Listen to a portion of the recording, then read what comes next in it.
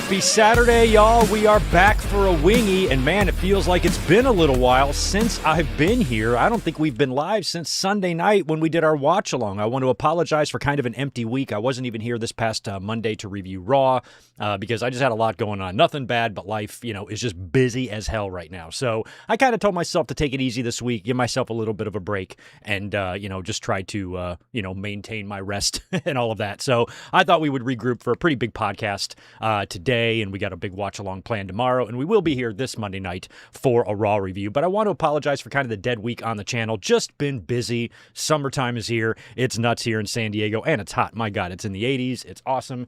So wherever you are today in the world, happy Saturday to you. Thank you for being here on another edition of The Wingy, and we've got some good wrestling news to get into. We've got some CM Punk. We're going to address basically all these CM Punk kind of bogus rumors, but we do want to talk about them. We're going to talk about the big Vince McMahon news as well regarding his trial with Janelle Grant.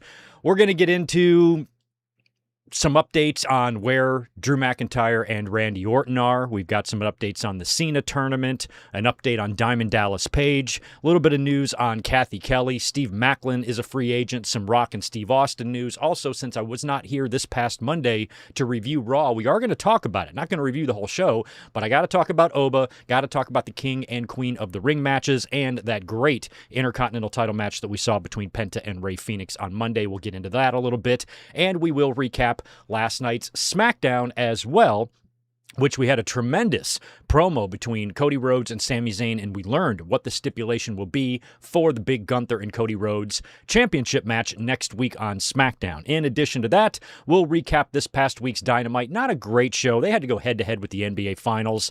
I enjoyed the previous week's Dynamite way more than I enjoyed this Wednesday's Dynamite, but there were a couple of newsworthy items coming out of that regarding Forbidden Door and the Owen Hart tournaments.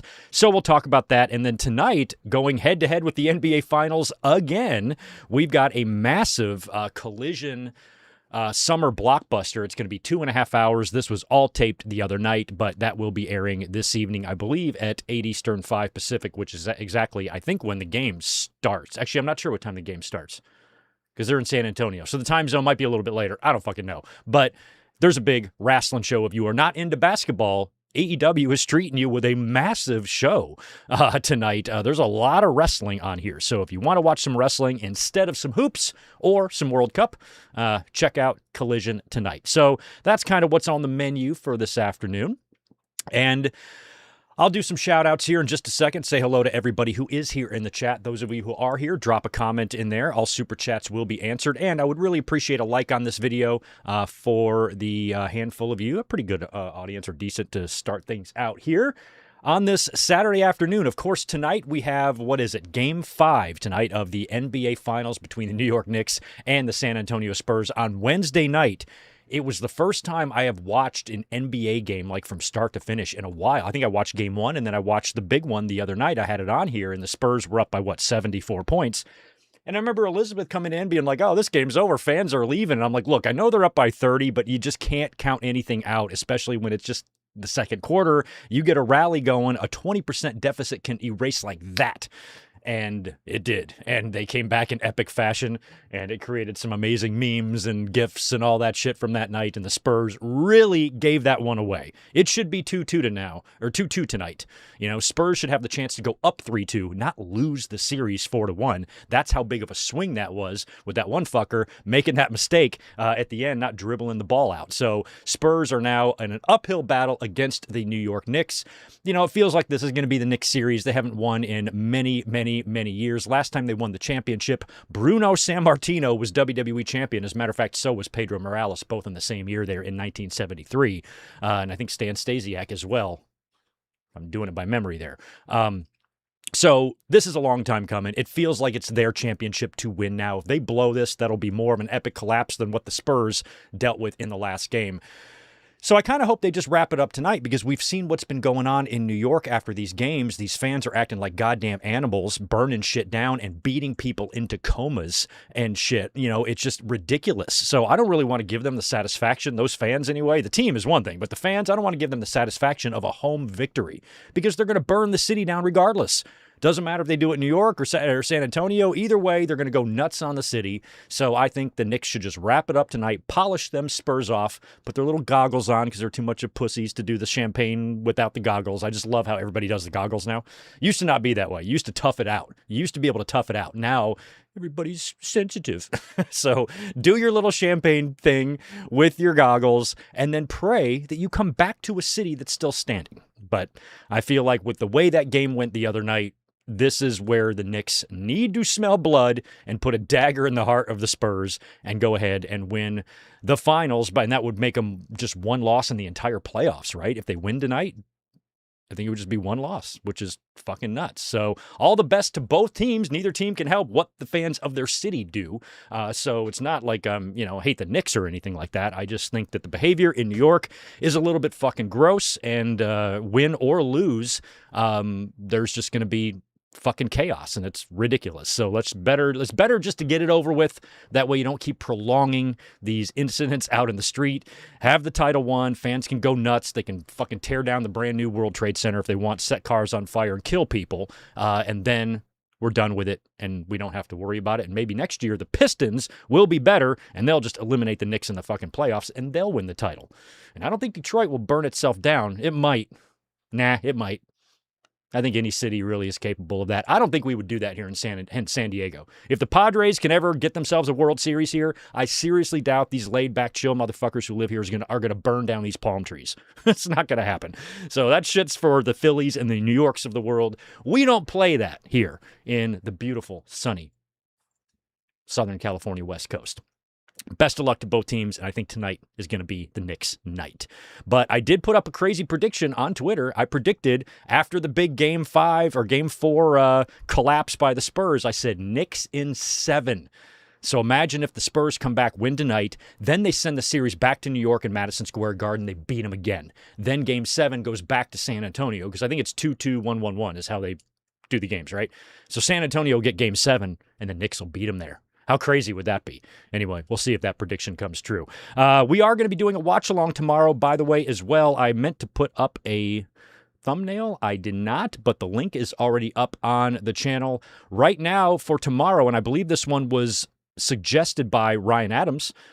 He suggested last week that we watch TNA Slammiversary 2008. Had a hell of a time finding a decent thumbnail for this show, and it is available on YouTube, and a lot of you were like, oh, hell yeah, that's a great idea. We should do that one, so we are. We're going to be doing that one tomorrow night, 8 Eastern, 5 Pacific.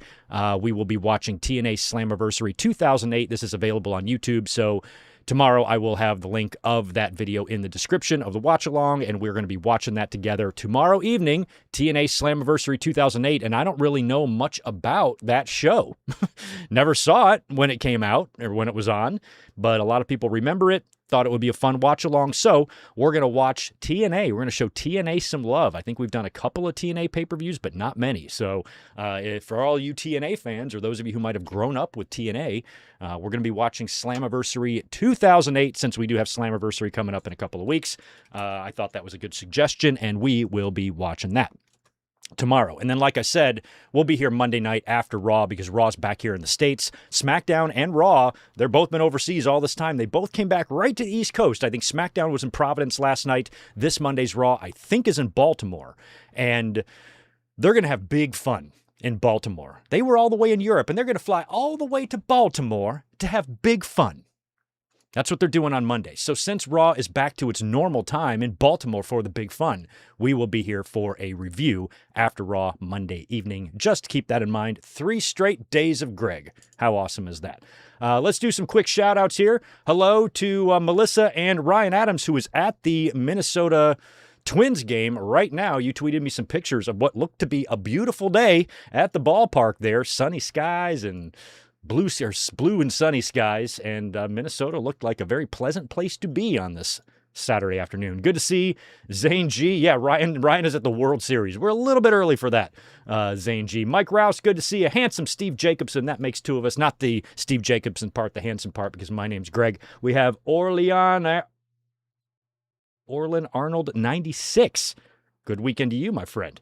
Coco. Hey, Greg. Scotland for the World Cup. I watched a little bit of World Cup last night. Watched USA were beating up on Paraguay. When I turned it off, it was 3-0. I don't know what it turned out to be, but I am eyeballing a little bit of the World Cup, and I think it's really cool that it's here this year. Rodrigo, William Cullen, good to see you. We got David Brown in the house. Lost my place again. Garrett Osborne is here. Good to see you. Vontae, what's up? Serge. We have Mohammed here. Chaz Medeiros, Sonic Plays. Angie is here as well. Shell Shock, good to see you. We got Ben Espinoza, Denny, Down Bad, Isaac, Max Pokebruh. We've got Trey. We have Arthur Jones. We've got...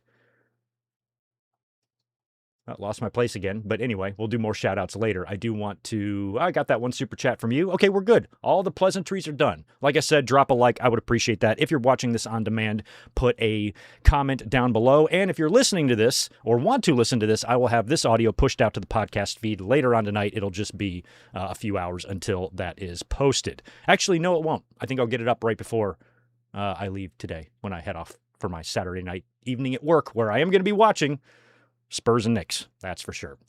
All right, well, what should we get into first? I think I know. That dude right there that you see on the screen, CM Punk. He's been off TV ever since WrestleMania, ever since he said that he wasn't going to be taking a vacation. And he's been off TV ever since. It's made fans wonder what the hell is going on. Then we see gym photos of Punk, who looks jacked and seems to be making the most of his time off. And then there were some just really crazy, unsubstantiated rumors floating around online of people probably just making this shit up in their head. And that is that Punk has had some sort of a falling out with WWE, and he's on the outs with them, and that maybe he could go back to AEW. We all found this pretty laughable. Completely blew it off when we read it, but then all the major news sites were at least picking up on it to, at the very least, debunk those rumors, but at least addressing them, which means they must have gotten enough traction to where, some of the wrestling media felt like, okay, we should at least look into this, even though we kind of already know what the deal is. Nothing's wrong with Punk and WWE. No matter what these rumors are, things really seem to be good between the two parties. I'm sure Punk does wrestle internally with some hypocrisy, that can't really be ignored. But in terms of how he's been treated and how he's treated them since re-signing with them 3 years ago has been nothing but wonderful. He just main evented night 2 of WrestleMania a year after main eventing night 1 the previous year.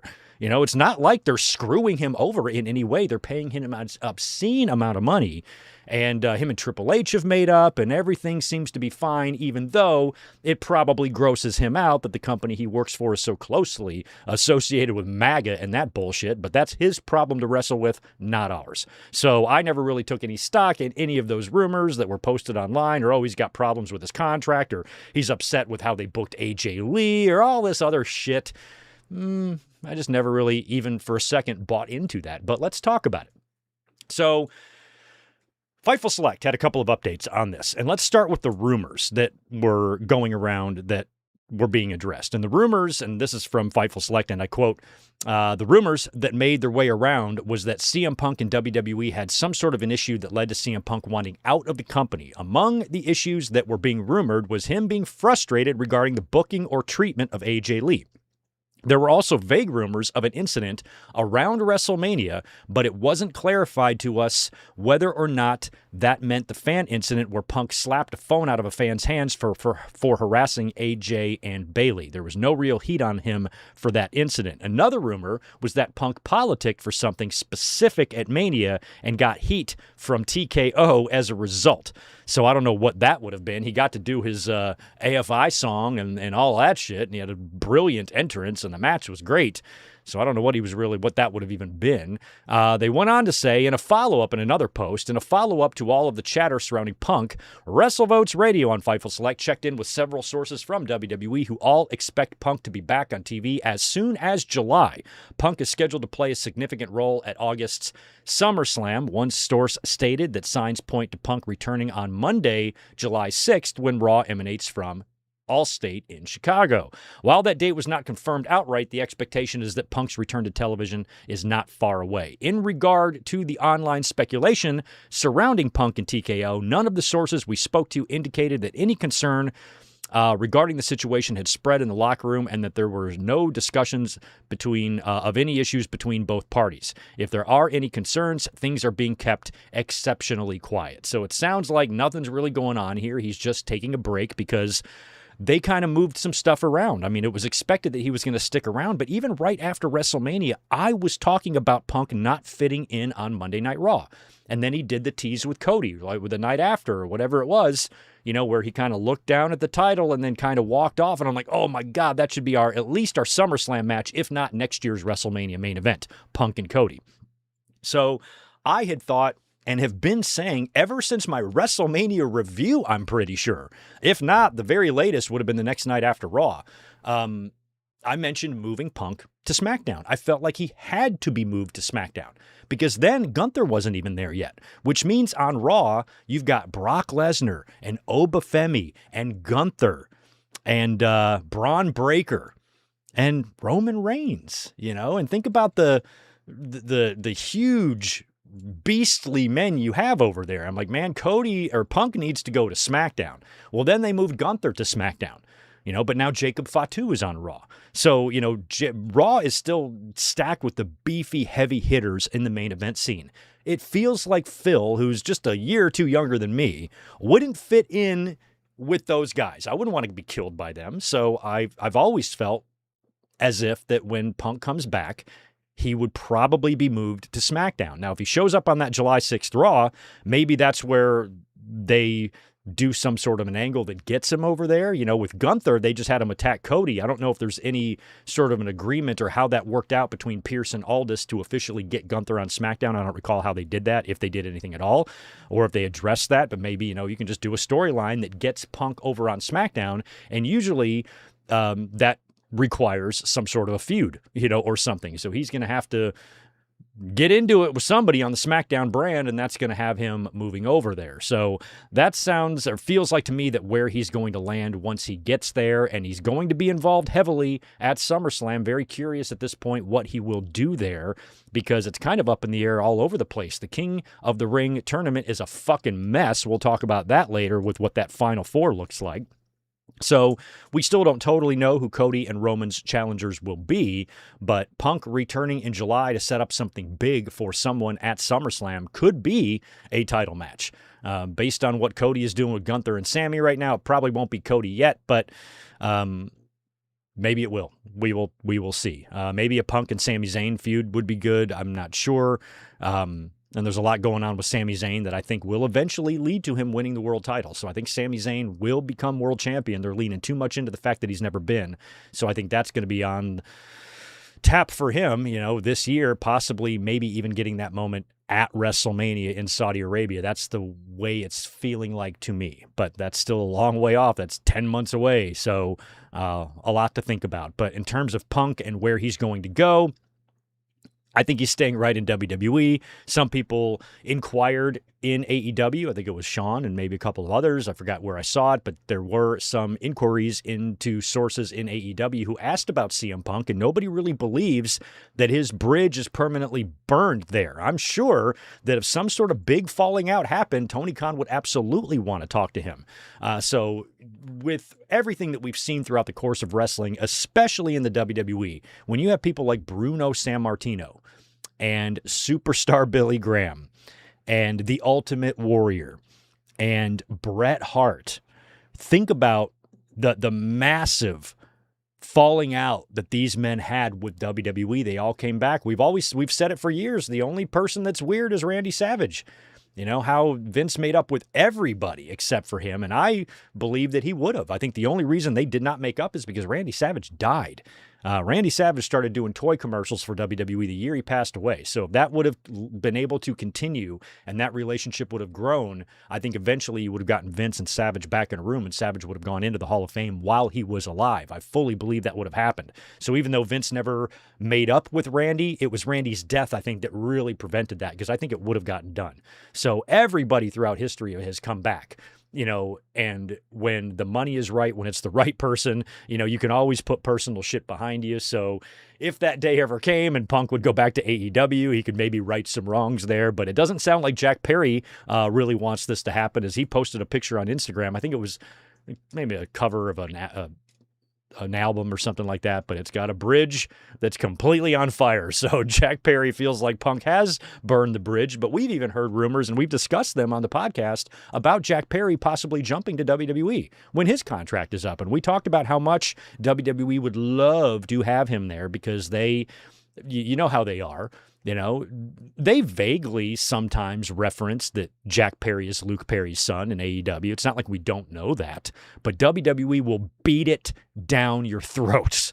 They will remind you every fucking waking second that guy is on TV or in the ring whose son he is. They will not shut the fuck up about it. You watch. If he ever comes to WWE, my God, it's going to get exhausting with how much they're going to harp on that, because that's what they do, you know, and sometimes that works to their advantage. We've seen how they've taken someone like Danhausen, who AEW just didn't feel like they understood what they had there, and they've turned this guy into like the number 2 merch seller in the company and one of the most popular and recognizable like faces now in pop culture just over the past few months. When did he debut? February? He's at the fucking Knicks game hanging out with Liz Lemon and Tracy Jordan. It's fucking crazy. It's awesome. So Danhausen is everywhere. And so I think maybe WWE could help accentuate that stuff with Jack Perry. So for a while there, we thought Jack might come to WWE to work with Punk, you know, but now he's posting that burning bridge. So I always thought, I even said, whenever that was, had been a couple months ago when we talked about that, I said I would fully expect Jack Perry and CM Punk to have no issues with each other. Jack Perry is so far, like if I'm CM Punk, if I'm in Punk's shoes, I'm not CM Punk, I'm way better looking than him. If I was in Punk's shoes, I would not be worried at all about Jack Perry. He is way down there. Way down there.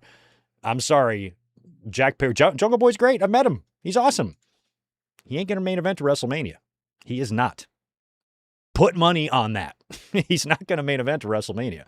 And Punk is going to go down as one of the most over stars of all time who had more longevity in that way than I think anybody. You know, his name was chanted in arenas around the world when he wasn't even there. So like, what's he worried about Jack Perry for? So if WWE signed Jungle Boy, I think Punk would be the first one to go find him and be like, hey, let's work this shit out. Hey, we're in big time now. You know, we're not throwing little pot shots. This isn't bullshit. You know, we got to get on the same page. All good. I'm sorry for what I did. Are you sorry for what you did? Let's move on. I'll wish you all the best in the world. And, maybe I can even help you out. I would fully expect that conversation to happen. Punk going back to AEW might be a different story, but I still think that Tony wouldn't be too worried about the feelings of Jack Perry if Punk somehow became available. But I don't expect Punk to go anywhere. I think he's going to be right there in WWE. Maybe when this contract is up, we will see what happens. I know he has desires to potentially maybe run NXT one day or potentially be a producer. And when you think you got Shawn Michaels there now and Triple H, you know, what if Shawn and Triple H, you know, kind of retire and then Punk and AJ Styles takes their place or whatever, even a Cody Rhodes, you know, feels like the business is in pretty good hands there. So Punk might feel like it's better for him in terms of what he can provide and give back to the business to stay right in WWE for the remaining of his wrestling life, you know, or maybe he feels like there could be some unfinished business elsewhere and he could go back. It just depends. We don't know. But in terms of right now, Punk ain't going nowhere, and he's probably going to have a pretty massive match at SummerSlam. Just a matter of what that match would be. Any ideas? I mean, title match? We don't know. We don't know. Yo, want to say hello real quick to K-Dog's Kennel. Hey, Greg, hope you are well. Now that Becky Lynch is not winning Queen of the Ring with her issues with Jessica Carr, do you think we get a SummerSlam match with them? Maybe. I feel like Jessica Carr and Becky are going to face at some point. I feel like that would be a weird match to do at SummerSlam. I'd do that on TV or at an in-between pay-per-view, but possibly we will see. We don't really know what Becky is going to be doing. You would assume she'd get back in the main event picture, but we'll have to keep an eye on her. We'll probably be talking about Becky Lynch a little bit later on. I know Bayley, of course, she's got a contract coming up this year, and I've been mentioning Bayley jumping to AEW for a while. I hope she does, because that's where I want to see her. I think she'd do great there. She'd have an opportunity to main event a pay-per-view. I don't think she'll have that opportunity in WWE. So Bayley going to AEW, I could see that. I think maybe she will be the next big name to jump one side to the other. I think Bayley's the one on the radar there. But with Becky Lynch, we'll see what she does at SummerSlam. It's going to be something. All right, let's talk about, we got some news. We got some big news this week on the Vince McMahon and Janelle Grant case and legal proceedings. Of course, this has been going on ever since 2022 when someone leaked to the Wall Street Journal and basically outed Vince, that sparked this entire investigation that caused him to retire, only to come back, only to be booted out again. This whole entire mess started back in 2022, and there's even been some speculation as to who it was that, or who was responsible for the Wall Street Journal leak. And Janelle Grant had posted a deposition where, I forget the lady's name, but she was asked a series of questions about who she thought might have been the one to leak it, because Janelle Grant's maintained it was not her. And sounds like Nick Khan might have been the one to actually put the kibosh on Vince, which I wouldn't be surprised. The corporate world is a cutthroat one, and when you know someone is doing these things and you need to get them out of the fucking way for the good of the business, that very well could have been what Nick Khan did. And even though there's no real, proof or evidence of this, the belief from this one source is that Nick Khan might have been the one to actually start this entire process and get Vince into the trouble that he is in. Well, we did learn some pretty big news this week. This was courtesy of Post Wrestling. They do great work over there, Brandon Thurston and Pollock. If you want to learn anything about this side of stuff, the shareholder trial, the Ring Boy scandal, which is still ongoing, and of course the Janelle Grant suit, they do a great job of providing updates, court documents, breaking this all down. So I always recommend Post Wrestling. They do a great job. And this is from them earlier on this week. And I quote, "The former WWE employee, chairman, and WWE filed a joint motion on Thursday in U.S. District Court for the District of Columbia, requesting to continue their litigation in private arbitration. The defendants, McMahon and WWE, had long pushed to move the case into arbitration, citing the arbitration clause in the non-disclosure agreement Grant signed with McMahon in 2002. So they already had this in there. Hey, if you ever sue me, we have to do it privately, so the details of how fucking disgusting I am don't come out in public, even though some of them already have. Judge Sarah F. Russell has not ruled on the motion. That now has been ruled on. She has approved it. So everything here has been approved. That was the latest update I think we got yesterday or the day before. The filing does not explain a reason for Grant's change in position regarding her willingness to take her dispute into a private forum. An attorney for Grant did not immediately respond to a request for comment. The defendants had been pushing for years to move the case into arbitration, citing a clause in the $3 million NDA that directs any disputes to be handled in arbitration. Until now, Grant had argued that the arbitration provision shouldn't be enforced and that she was coerced into signing the NDA under duress. So she had a change of heart here. This was a joint filing. Both WWE and Janelle Grant want to move this into arbitration. And for those who don't know, arbitration just means the legal proceedings and the dispute will be handled privately instead of in a public court, which, in a case with details like this, that's what Vince McMahon has wanted all along. He has wanted to make sure that anything that comes out comes out privately when he's not dragged in a public courtroom. So Janelle Grant had this change of heart, and I think a lot of it had to do with the shareholder lawsuit as well, and how that kind of turned out, and how, kind of a settlement was reached there. And I think the belief from Grant was that if they would have avoided a settlement in the shareholder trial, part of the reason why they want to settle in that too is because of, we talked about this last week or the week before, was because of a lot of the details involving Vince's sexual abuse and sex trafficking lawsuit coming out in that.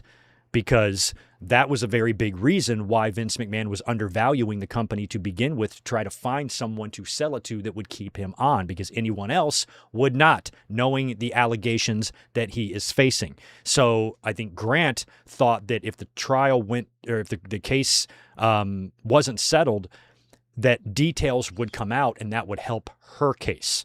But since this is all going to be settled now, they're just going to go ahead and move this into private arbitration. There's still going to be a lot of details shared. It's just we're not going to hear it. And the good thing about that is that it will also protect Janelle Grant. Now, and her privacy. I wanted nothing more than for the world to find out, what this disgusting looking, wrinkled, decrepit perverted sack of shit is capable of and the disgusting things he did. But when you provide those details, you're also providing details on Janelle Grant, which she seemed like she was fine with, maybe up until that shareholder lawsuit went in the way of the settlement, and figured that maybe it wasn't worth the headache or whatever it was now, and has finally agreed to move all of this into arbitration.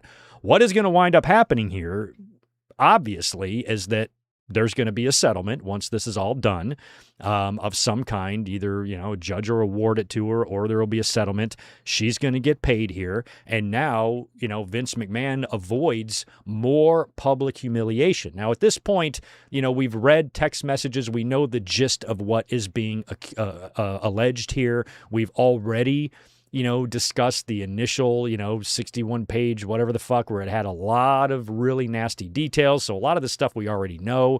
But to have it confirmed or coming out of Vince's own mouth, if he had nothing to hide, he wouldn't be fighting so hard to get this into arbitration. It blows my mind how many men, it's all men, there's no women at all, not one, out there defending Vince McMahon. This is all a very, very specific type of male, the people that will still do this when he comes out to the ring and think that his behavior is just perfectly fine. That's why they're not in a relationship. Is because of shit like that. And this belief that he's, even Teddy Long was like, oh, now we got to get Vince McMahon back in WWE so, we can make things right.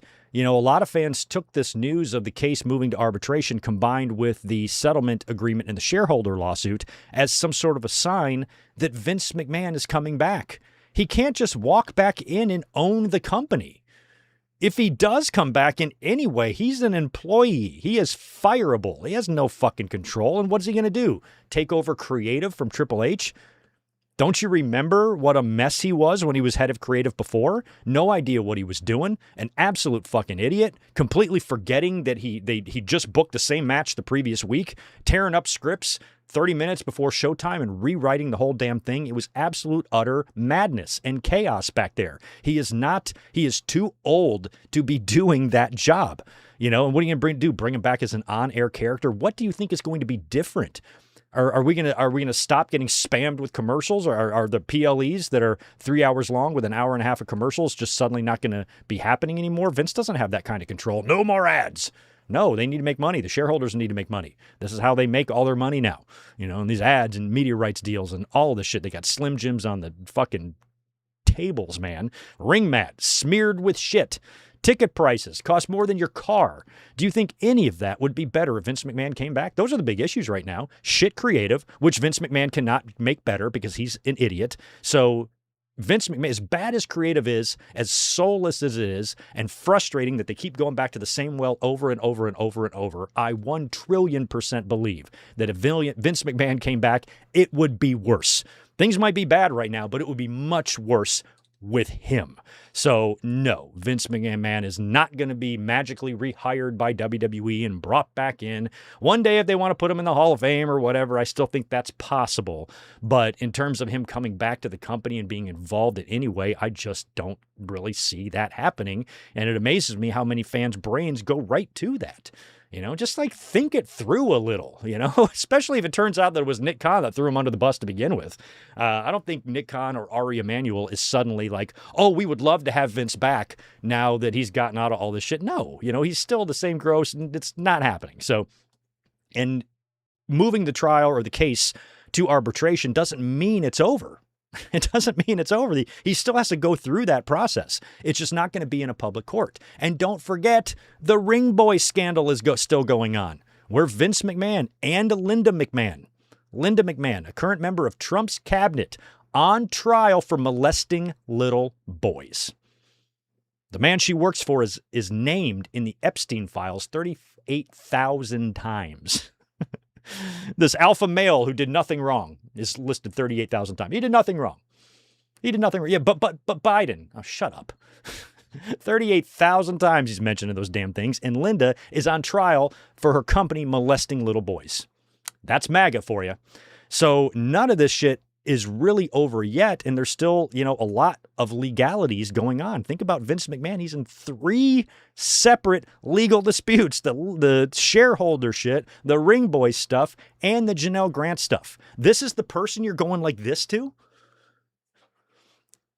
He's got 2 of his 3 lawsuits involve sexual assault. What the fuck are you smoking? Jesus. Teddy Long. He's one of my favorite personalities throughout the history of wrestling. Are you that dumb? Like, come on. He even said that Vince McMahon gave him the bust from his 80th birthday, and it's Teddy Long's most prized possession. I don't know why. Vince and Trump, it's the same thing. There are some people that just live up his ass. Why are we doing that? Why would anybody live inside the rectum of another man? Why do we worship the absolute biggest pieces of shit that you could ever come across on planet Earth? And these people are worshipped by the worst people you knew in high school. The absolute worst. So Vince McMahon, he gets the personal details of what he did to this woman. He gets those hidden in private arbitration. And since this is a joint filing, I'm not really complaining here. I had a desire to see Vince McMahon dragged in a public court. I think he needed that. He deserved that. And the public needs to know the scum that exists out there. But there's another person involved here who also, Janelle Grant, to be perfectly honest, I'm sure has very embarrassing details, to share as well. And so Vince McMahon, a lot of Vince McMahon's embarrassment some of that would be Janelle Grant's embarrassment as well. And it ain't our fight to fight, it's hers. So I can't criticize, this decision because it's a joint filing and it's what she wanted. They both wanted this. I mean, WWE's pushing for it for a long time. She finally caved due to various reasons, and now all of this stuff will be handled privately. And we will see how it all shakes out. But like I said, the shareholder thing is finally, that's drawing to a close. This will probably be wrapped up here now sooner, hopefully, rather than later. And we're still not talking about this case 2 years from now. And then he's got the ring boy shit going on. He's going to be 81 years old in a couple of weeks. Why would you want him back? What the fuck? What is wrong with lonely men? The kind of ones that wear sunglasses indoors. I mentioned that to one of the No DQ guys who said something nasty the other day. I'm like, fuck you. Your whole timeline is no likes, and you wear sunglasses indoors, and you look like you're 5'3". Eat a dick.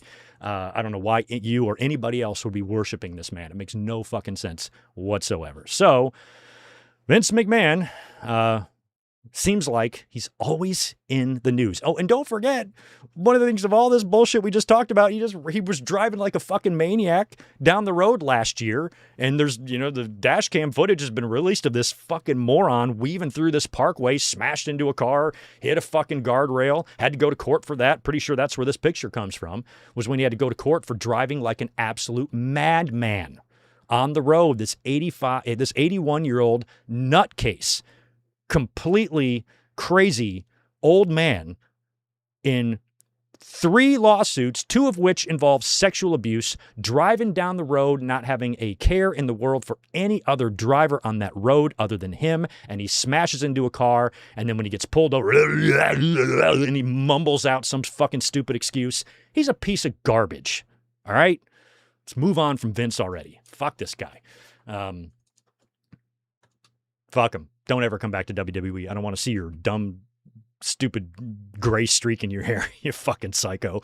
So no more of Vince, if that's okay with y'all. Let's move on to now some more regular wrestling news. Regular wrestling news, I should say.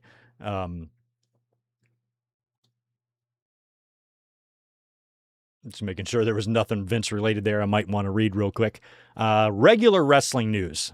We have not seen Randy Orton or Drew McIntyre in a while. They've both been off. Drew's been filming a movie. Orton's been gone ever since the main event of WrestleMania. And according to Fightful Select, they could be coming back soon. And I quote, WrestleVotes on Fightful Select is told that an internal document that circulated earlier this month included names of both Randy Orton and Drew McIntyre in connection with SummerSlam. Both men have been sidelined. While both men have been sidelined since WrestleMania, sources indicate that both men appear to be on track, for a return in time for SummerSlam. No additional details regarding their possible returns were provided, but their inclusion on the document suggests both are at least considered for plans as we inch closer to SummerSlam. So Orton and McIntyre and Punk, I believe, should all be back in time for the big show. And I'm curious, when Orton comes back, what he's going to do, what he's going to be like. Is he going to reference the failure of WrestleMania, or is he going to retarget Cody? Is he going to cost Cody? I still think it's really possible that one or both of these men could somehow turn up in the King of the Ring, because the King of the Ring tournament right now is just the worst Final Four that you could ever want out of that. And it's all Raw guys. So I'm hoping that maybe they're throwing a swerve at us here. Actually, I shouldn't say the worst guys you've ever want. I shouldn't say that, because that's not true. Oba Femi and Javon Evans are tremendous. But it all feels really weird, since a lot of us are still expecting Oba to be challenging Brock. So maybe Brock shows up on Monday and costs Oba. We will see. We're going to be talking about that in a minute when we talk about Raw. But I think Orton or McIntyre, there's a chance one of them could get a title shot. And I also think there's a chance Cody might drop his title next week. So lots to think about as it relates to King of the Ring and SummerSlam. But Orton and Drew should be back in our lives sooner rather than later. John Cena did an interview with Us Magazine where he was asked about the tournament that he announced after he retired. And we remember when he came out to the ring and announced this tournament that's going to take place in the future, and what they intend to do with it. And one of the things that he mentioned that immediately people were like, what the fuck? Is he was saying it was going to be voted on by the fans. But it's a tournament. So it's a tournament that the fans are going to vote the winner in. So I don't really think you can even call it a tournament, because if a tournament would be like a bracket situation or a round robin or whatever, and somebody would then win that tournament. And what he is saying is the fans can say, oh, no, you didn't. This other guy did instead. I think it immediately became clear to them that that's going to be hard to figure out. And so John Cena spoke on it when he was interviewed by Us Magazine this week. Here's what he had to say. And I quote, John Cena says he and WWE have got to figure out how fan voting will work for the John Cena Classic. And here's what he said. We've got to figure out the fan vote. I do not want it sabotaged. I do not want it hijacked. I know there's a lot of burner accounts out there, and there's a lot of bot accounts out there. Audience participation is what I want, like fair audience participation, because I'm the success story. I'm trying to encompass my journey in an evening. So they are understanding that it's going to be weird. It's going to be tough to figure out. I'm sure they will. I don't know what the answer there is, but when he talks about burner accounts and bots, he's talking about social media. So just, keep the fucking votes off social media. Don't partner with Twitter or X or anything like that, or anywhere where you can, especially Twitter, where you have so many burner accounts, bot accounts that could hijack fan voting. I think you need to somehow do this directly through your website, or there's got to be a way too, I'm not saying, WWE sucks enough money out of its audience, but what if there was a way to where you charged $1 to vote or something? That way, if somebody wanted to spam a vote, all they would be doing is wasting their own money. And you could charge 99 cents to vote. I don't know, you can go to WWE's website or YouTube or somewhere where it's easily already tied into your bank account. You can use your phone somehow, or maybe a text message. Maybe text voting would work. $1 charge applies, something like that, and donate every single cent of the money collected from the voting to charity, to the Make-A-Wish Foundation. That way, if anybody wants to actually be dumb enough to vote 7,000 times for one person, at least Make-A-Wish gets $7,000. Maybe you got to do something like that. But I know, anytime fans are asked to pay for anything, what, a paywall, blah, blah, blah, yeah, I know we're all gouged. All of us are. It's ridiculous how much shit we pay. But I'm talking about 99 cents here. And the thing is you're not forced to vote. You don't have to vote. Just don't vote if you don't want to pay the 99 cents. That way, people who truly do care are the ones that are paying the $1. And then, like I said, if anybody does want to sabotage somebody, all they're doing is just spending their own money, and at least it's going to a good cause. So that means hijacking and sabotaging would actually benefit at least somebody else if there was no way to avoid that. But if you tied it into text messaging somehow, text this link, or, if there was a way to do that without charging the $1, maybe it's got to be a text link and you enter your number somewhere and then they send you the text to vote, and then it's one vote per person or something like that, I think is what they're going to have to do. But I kind of like the idea of just charging $1. That way, if anybody wants to be a bitch about it, I'm not paying that. Then don't. I'm not paying that. Then don't. Don't pay it. Ain't nobody forcing you. I think you're forcing yourself to be mad, but nobody's forcing you to pay it. If you make a big stink about it, then fucking sit it out. What do you care? Think I give a shit who wins a John Cena tournament? I don't care. I wouldn't vote on that thing if they paid me. If they said, go to this link and vote, we'll send you $1, I'm like, nah, I don't feel like it. So I literally could give less than a shit, what they do. But I think something like that might be a good idea for the Cena tournament, because even though we joke about it, it does feel like John Cena's heart is really in it. So I want it to be a success for him, because the John Cena tournament that determined his final opponent sucked. This King and Queen of the Ring sucks. Even the Owen over in AEW ain't so great, even though we got a hell of a final for the men, but the women's, well, actually, we'll have a good final for the women's too. But it's not like the tournaments are like really great right now in wrestling. So once they start the tournament and they get it all figured out, I just hope it's streamlined. I hope that they're still not making changes to it last minute. They got to just have everything figured out before they attempt to launch this thing or attempt to run the tournament. And again, we don't know if it's going to be an annual thing. Is it going to be an annual thing? I kind of hope not. That just gives more shit on the calendar the WWE has to worry about, and they already suck at that type of stuff anyway. So forcing yourself to do that tournament once a year is not something I have confidence in WWE to do. So I don't know how it's going to go, or I don't even remember what he said, if it is going to be annually, but seems like the biggest issue right now is working out the fan voting and how that's going to tie in with how the tournament is structured, especially if you're going to have a winner in the tournament, and can the fans really just say, no, he's not the winner? Yeah, I feel like they dug themselves a hole here, and now they can't figure out how to dig out. We will see how that all goes. We also have some news, and more news from WrestleVotes on Fightful Select, that WWE maybe looking to bring in DDP. Here's what they have to say. DDP has been internally discussed for a potential WWE TV appearance in the near future. He remains close with several stars in WWE, including Cody Rhodes. While there was no indication how Page will be used, a source confirmed that his name had been circulating in creative discussions as recently as last month. The source added that if plans move forward, the expectation is for a one-off appearance as opposed to a sustained role in a storyline. So if the expectation is that it's going to be a one-off appearance, I almost wonder if it would be like a brand new heel Cody Rhodes kicking his ass. Remember when Austin turned heel and fans couldn't accept it, so they had him beat up Jim Ross? Maybe Cody goes heel, DDP shows up. I knew your dad. I'm so disappointed. I knew you as a kid. I'm so disappointed what you're doing to your family name, and then Cody beats him up or something. I don't know. What else would you bring TDP in for a one-off? Stalk Undertaker's to stalk Michelle McCool? That would actually be... No, you can't. You can't. Michelle's there. It's too weird. I was like, he would actually be a cool podcast guest for Taker. Remember when you stalked my wife? Not that one. The other one. And DDP's like, oh, hell yeah, shout out to Sarah. And then Michelle's got to sit there looking stupid. No, that's probably not going to happen. We will see what they wind up using DDP for, if anything, once he comes in. It's kind of a weird story.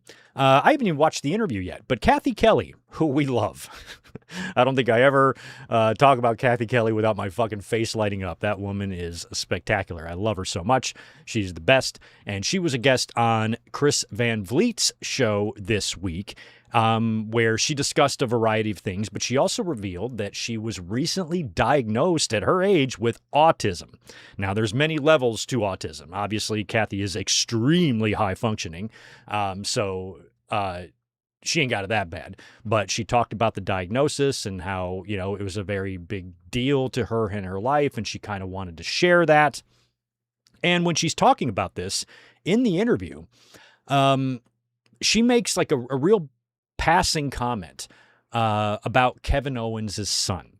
Now, Kathy and Kevin are close friends. They get along. Van Vliet brought up her friendship with him, and she said, he's been incredibly supportive ever since my diagnosis because he knows so much about it because of his son.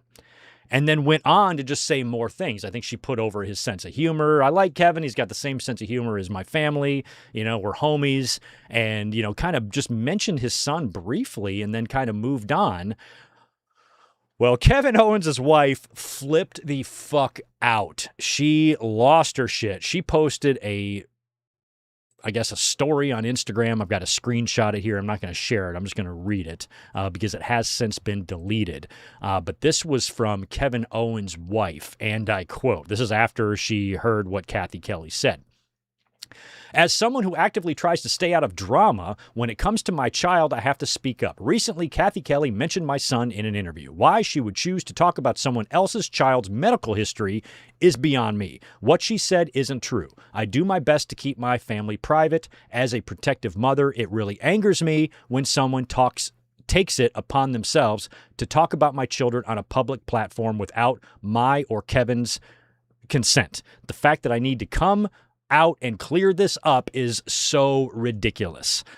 Okay, now I'm not a mother. I'm not this woman or anything like that, but I think it's safe to argue that this was a little bit of an overreaction. Now, granted, nobody should ever be talking about anybody's kids' health or medical history on any sort of public platform at all. I don't think Kathy Kelly was thinking about it like that. She was like, oh yeah, he's been real supportive because of his son.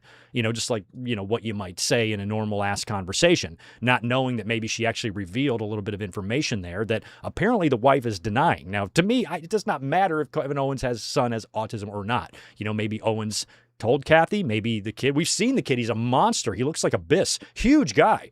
I hope he gets into the business. Unless it's a different son I'm not sure about, but I think that's who she was talking about. And maybe Kevin told her that, he was diagnosed or, he's a high-functioning one or whatever the issue is, the information that she had in her head that she said in the interview that really came off like a passing comment, but it really upset Kevin Owens' wife.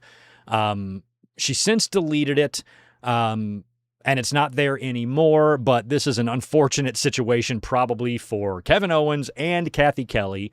Now, of course, when you read, anything from fans on this, on social media, fans are very, very simple people.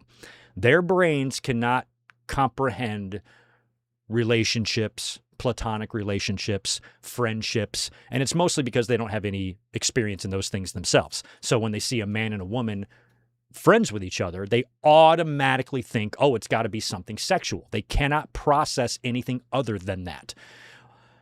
So naturally, oh, they're fucking, I'm like, Kathy Kelly, she's amazing. But I think they just have a friendship. That's it. We don't know for sure. Now, you don't want to be naive about the situation because we've seen other things happen before, with Bray Wyatt and JoJo and Edge and Lita, and we've had some affairs and things happen. Those things absolutely do happen. It just doesn't really feel like Kevin Owens would be capable of doing anything like that, and that his relationship with Kathy Kelly probably is just that, a friendship. That's all. It has been perfectly fine and normal for that to be the case because wrestling is co-ed now. You almost have as many women backstage as men. So naturally, they're going to be fucking. But when you have, married people, you can still be friends with people. It's not impossible to be friends with a pretty woman. It's not.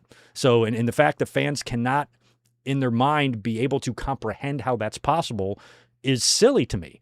However, when you read between the lines there of Kevin Owens' wife's post, it almost feels like there is a little bit of insecurity there. Maybe there is some jealousy. We don't know the situation between Owens and his wife. It's not our call. It's not our business to know that stuff. But she was the one that put it out there. She wrote a long-ass paragraph really hating on Kathy Kelly. So it feels like she already didn't like her, is probably what this was. And that came out, and then maybe Kevin Owens is like, babe, you really fucked me there. Could you please pull that post down? I don't want to make it weird for me, and now the fans are going to be talking, and me and Kathy are just friends, and now you've stirred up this fucking, stirred up the pot here and opened this can of worms, and it was deleted within, I think, an hour or two. So that's unfortunate. I mean, I was thinking about talking about Kathy Kelly anyway this week because of how she opened up about her diagnosis, but I just hadn't watched the entire Chris Van Vliet interview yet to comment on any further. But when I saw the Kevin Owens drama, and I'm like, oh, God, it's just one of those things that's just unfortunate. It's just unfortunate. Hopefully that all gets cleared up. Kathy seems like a sweetheart of a person. I'm sure she feels awful. She was probably texting Kevin, oh, my God, please fucking tell her I am so goddamn sorry. I didn't even think about it. That was shitty of me to do. I didn't mean to. But it's not like she opened up and discussed his son. All she said was, oh, he knows about it because of his son. That's it. And that was enough to trigger Owen's wife. So again, none of this is our business, but when it comes out in public, we have an obligation or at least a right to talk about it. It might not be our business, but they're the ones putting it out there. So I'm not going to feel bad about it, So we have to talk about it. Weird, unfortunate. I've been thinking about Kevin Owens a lot as it relates to his return, wondering how he's been doing, hoping he's coming back soon, and we can get him back soon, and he hopefully will not have to retire due to his injury or anything like that. But that was maybe a little unfortunate little hiccup that those parties had this week. Hopefully it's all been resolved by now.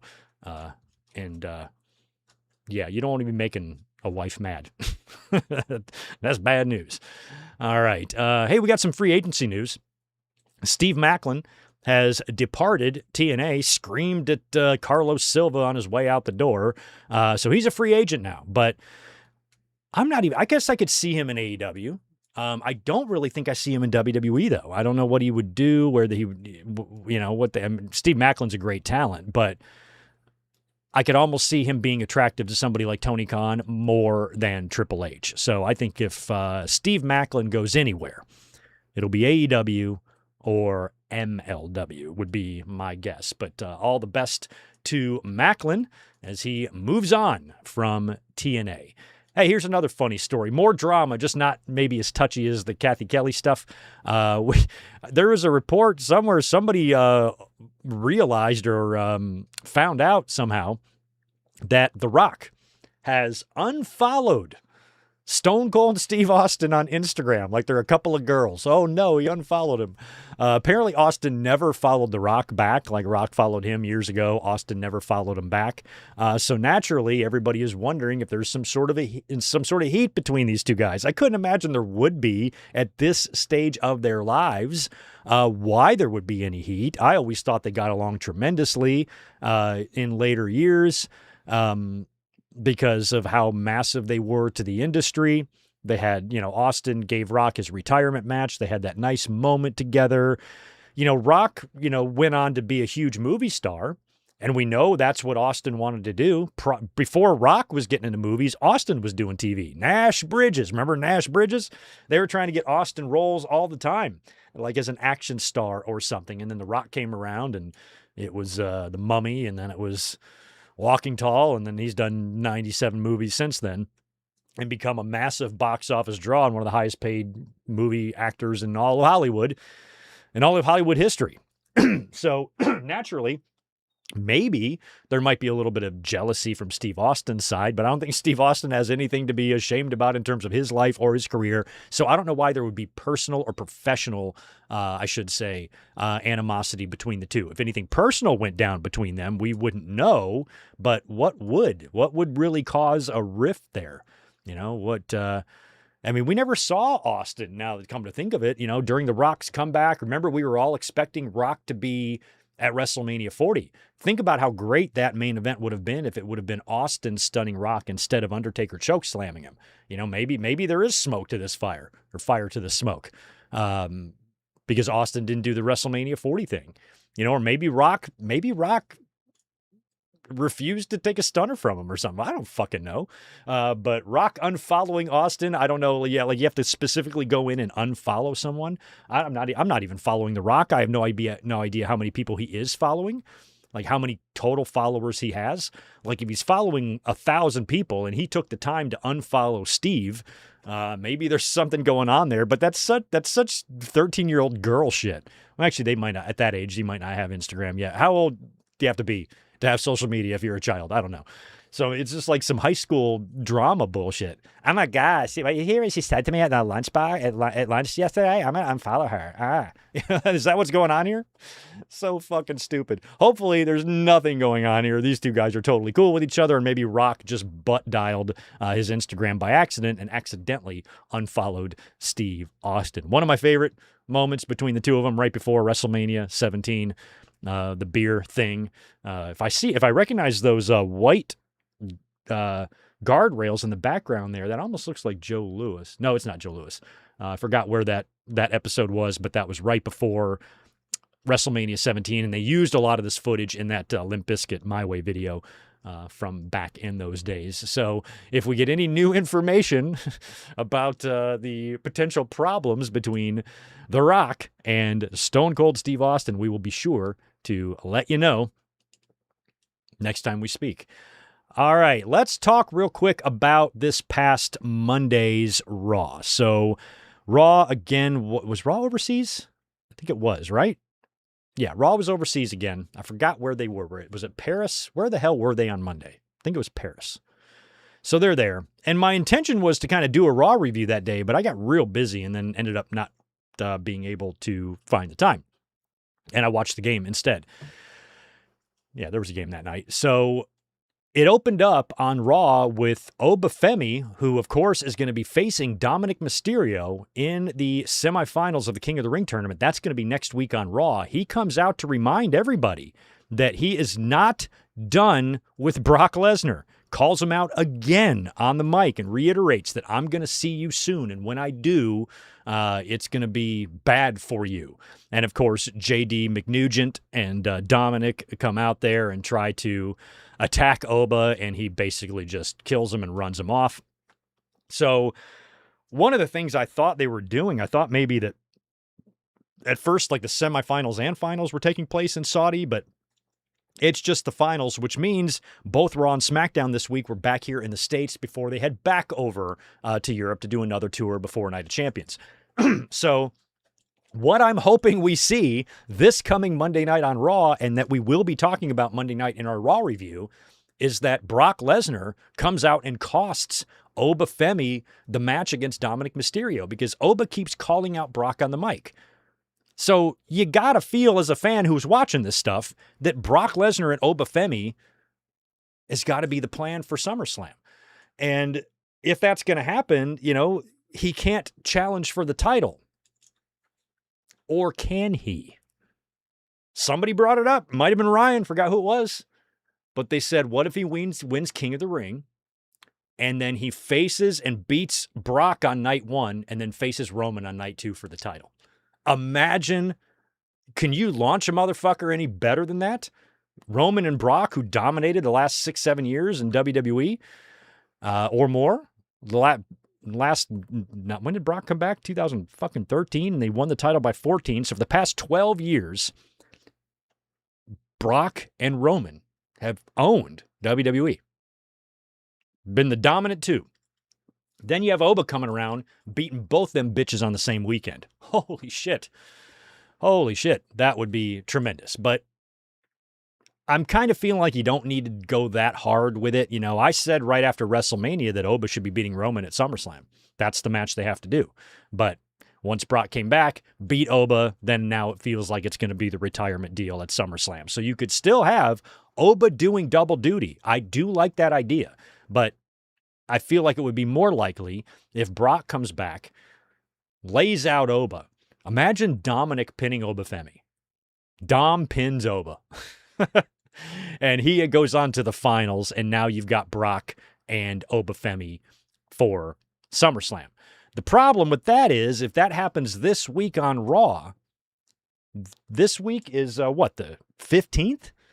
So that would give you 6 weeks of build between Brock and Oba for a Brock retirement match at SummerSlam. Feels like that might be kind of a lot. I don't know how you're going to fill that TV. Because Brock isn't going to be there every week, but, maybe they're really going to be focusing on that retirement, and maybe he's going to be on TV every week just to, until he's done. But, other than a contract signing, how are you going to fill that TV time just having Oba come out every night on the mic and talk about Brock. You could do that. He could, still do his squash matches and his open challenges in between, but it feels like, it's kind of a long time to wait until you do that match at SummerSlam. So, it might be Oba moving on to the finals and actually making it to the finals and maybe actually winning them, or maybe Brock flies to Saudi Arabia, which would be crazy. I think if Brock was going to cost Oba, just cost him here in America against Dom rather than the finals, but maybe Brock costs Oba Femi in the finals in Saudi Arabia. That would buy you some more time. Then you just have a month. That would shave some of the time off the length of the wait before the match if Brock costs Oba in Saudi Arabia. But again, Brock going to Saudi Arabia, it's not like they can't have him hidden, but I think it'll be impossible to hide Brock. Even if he takes a separate charter plane, would he be willing to do that? Make that long-ass flight for a fucking run-in? I mean, if the check clears, right?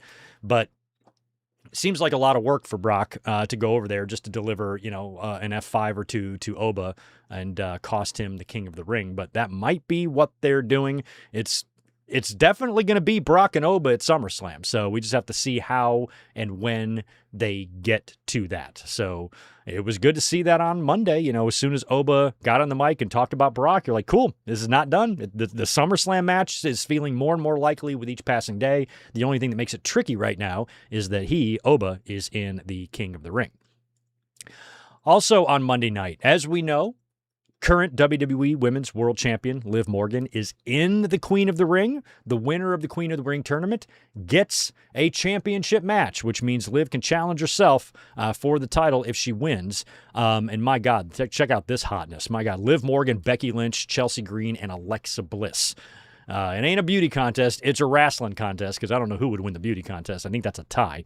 But it's a wrestling contest. And Liv Morgan, on her birthday, mind you, she gets the win here over all three of them. Not really surprised that Liv won the first one. I still think it would be ridiculous if she wins the tournament, and I hope she doesn't because of how she's acting with the Judgment Day and all that. But, of course, Dom is also in the semifinals, and so they're really pushing hard the possibility of a Queen, Liv, and King Dom finish that honestly is not completely out of the question based on how those brackets look right now.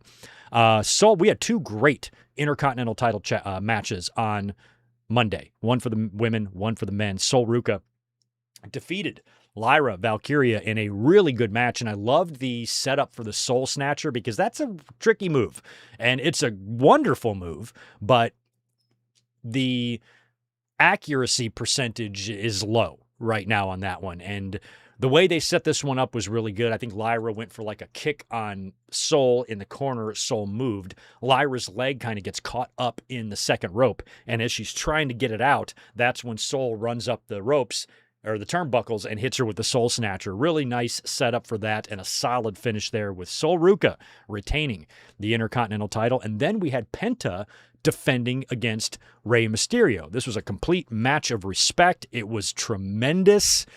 Tremendous match. Lucha legend Rey Mysterio coming inches away from winning the Intercontinental title. Penta did get the victory. I think he beat him with the Destroyer for the win. And after the match, Rusev and Ethan Page attack both men. They rip off the mask of Rey Mysterio, briefly exposing his face, and that's when Chad Gable comes down to make the save. Gable was making his apology rounds on Monday as well. We saw him doing that last week on SmackDown, and he showed up on Raw to talk to Penta and to Dragon, Phoenix, I think, and even Rey, or maybe it was just Penta and Dragon at first, and then he came out and saved Rey. But Penta and Dragon basically said the same thing Rey Fenix did on SmackDown. Hey, we're cool. We forgive you. It's all good. But, you have more than us to apologize to. So, Gable going out there saving Rey. He takes Rey's mask after he runs off Page and Rusev and helps put the mask back on Rey Mysterio. And this is going to be a really good test and or example of how good or bad WWE can be. They have got a goddamn gold mine here with Chad Gable. That match with with El Grande Americano, the mask versus mask match, is one of the better matches that we have seen in a WWE environment in quite some time. That match is what we should be seeing at WrestleMania. Those are the type of matches, those are the type of issues that we should be seeing culminating at the show of shows. But instead, it's just an ESPN commercial and a bunch of bullshit. That's what WrestleMania is now. In order to find WrestleMania caliber and quality matches, you have to go elsewhere, like Mexico. And I think WWE really needs to take notes here on their own shit. These are two of their own guys that they sent down to Mexico and got massively over and created an issue that, gave you a mask versus mask match that's going to go down as one of the best matches, in modern Mexican wrestling history, over the past 30 years. And that's just fucking crazy, that they were able to accomplish that. So now, you got Gable back after the El Grande Americano shit that was supposed to be a joke that just they fell ass backwards into lightning in a bottle. You had a Shorty G bullshit. You've had him, with the trio of matches with Gunther and then failing to capitalize on that and win the title. And now you've got Gable built up. He's supremely popular now. Fans love him as a babyface. He has learned his lesson, and he has now learned to respect the history and the traditions of Lucha Libre Wrestling, and he is now an ambassador and a savior for them in some ways, the way he came out to save Ray. And WWE being too fucking stupid to pull any kind of a trigger on this guy is going to be, such a prime example of why this company fucking sucks. If they cannot see this, if they are so blind that they can't recognize the potential that they have here, there is no hope at all for wrestling, because I'm sure that WWE didn't expect the El Grande shit to explode the way it did, but it did. And so if WWE doesn't have Chad Gable in their immediate creative plans, or is set for anything big or major, they're going to let him just spin his wheels and let the momentum die off. That's stupid. Capitalize on it. So this is good. We've seen him on SmackDown. We saw him on Raw. Hopefully this winds up leading to something. Probably Gable beating Penta for the IC title. If you book Penta versus Gable at SummerSlam, that would be a great place, I think, for Chad Gable to win the Intercontinental Championship. That's what I would do with him. And then there's still time. He's 40 years old, but there's still time to turn him, into like a Kurt Angle and make him world champion. I think he's more than capable of that. So I think in the immediate future, I'm hoping they don't do some sort of a big four-way bullshit at SummerSlam, because you still have Ethan Page and Rusev all in the mix here. But I'm hoping that when the dust settles, the SummerSlam match we get will be Penta versus Chad Gable. That's what I hope we get. And I hope WWE does not screw this up. And then on Monday night, the main event was the King of the Ring quarterfinal match. Javon Evans defeating Tala Tonga, Ricky Saints, and Seth Rollins. Now, we have been talking about the likelihood of what, or at least it felt like, of Rollins versus Roman for the title at SummerSlam. So Rollins losing here was pretty surprising. Now, Braun Breaker came in and screwed Seth Rollins. Javon Evans gets the win, so he now moves forward. And this is what your Final Four looks like for the men. We have Obafemi, Dominic Mysterio, Javon Evans, and, as we'll talk about in a minute, Jey Uso. So we're going to pull this bracket back up after we talk about SmackDown. But as you see here, this is 4 Raw guys. And when you look at some of the people that were in the tournament, like LA Knight, who it felt like they were starting to lean into, as a matter of fact, after Raw on Monday, after that promo that LA Knight cut, he kind of moved into the favorite in my mind. I thought it was going to be LA Knight maybe actually getting the title shot against Roman Reigns because of how vocal he's being in the segments that he's been having on TV with the Bloodline guys and his distrust for Roman. And after Rollins lost on Monday, I was like, hell, this probably makes LA Knight now the odds-on favorite to actually win the King of the Ring. Not so fast. We'll talk about SmackDown in a minute. But in terms of Raw, it was Javon Evans getting the win there, and Rollins, he's now out. So we'll have to see if Rollins, what Rollins does at SummerSlam. It's still not completely out of the question that he challenges Roman Reigns. That can still happen because the winner of the King of the Ring only challenges one champion. And apparently they've lifted the you have to challenge against your own brand's champion. And that could be very telling, because why would they lift that stipulation if they didn't have a plan for anybody to challenge the opposite champion? So I really think that the women's winner or the men's winner is going to challenge the champion on the other brand. I don't think it's going to, and Liv is going to have to. In her case, she'll have to. I'm still hoping she doesn't win. I don't want to see that. She probably won't. But in Liv's case, she's going to have to challenge Ripley. But anybody else, on Raw, they can jump. So now that you have four Raw guys in the final four, assuming nobody attacks or replaces them, like a Randy Orton or Drew McIntyre, you got four Raw guys in the final, which means whoever wins, I think, will challenge the opposite brand's champion. And they have already planted that seed. They did so last Monday, or a couple of Mondays ago, when Roman told Jay to go win the tournament and go win Cody's belt so they can both be champions. And that night on the Raw review, I was like, how can that be? Because you're supposed to challenge, if Jay wins the title, he's got to challenge Roman. And maybe we're going through that again. It's just WWE just keeps rehashing the whole fucking bloodline. Maybe that's what winds up happening. But it does sound like a 100% certainty that one of the tournament winners will challenge the other brand's champion. Otherwise, they wouldn't have lifted that stipulation. Or that rule, I should say. So that was kind of your Raw this past Monday in a nutshell. And like I said, this Monday, we will be back for a full review of Raw. All right, let's talk a little bit about last night's SmackDown. They were in Providence, Rhode Island, and we got a little bit of news coming out of the SmackDown that I want to address right off the bat pertaining to Rhea Ripley. Now, Rhea Ripley, according to Wade Barrett and Tess, has a knee injury that doctors are evaluating for. She was hurt in Italy, and sounds like she's going to be all right. Hopefully, they might just be keeping her off TV so she can heal to where she doesn't have to forfeit the title or anything like that. Kind of in the same situation, it sounds like, that MJF might be in over in AEW. So all the best to Ripley. Hopefully she's going to be all right. And there have also been some rumors about a possibility of a Rhea Ripley versus JC Jane SummerSlam match. JC being Ripley's challenger is something that apparently has been tossed around. So that makes me think that the winner of the Queen of the Ring is going to challenge Liv Morgan.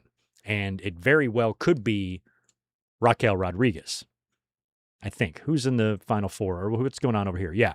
So it's, when you look over here, you got Morgan and Flair, and you've got Io Sky and Raquel Rodriguez. So if I had to guess, I think Liv actually might make it to the finals.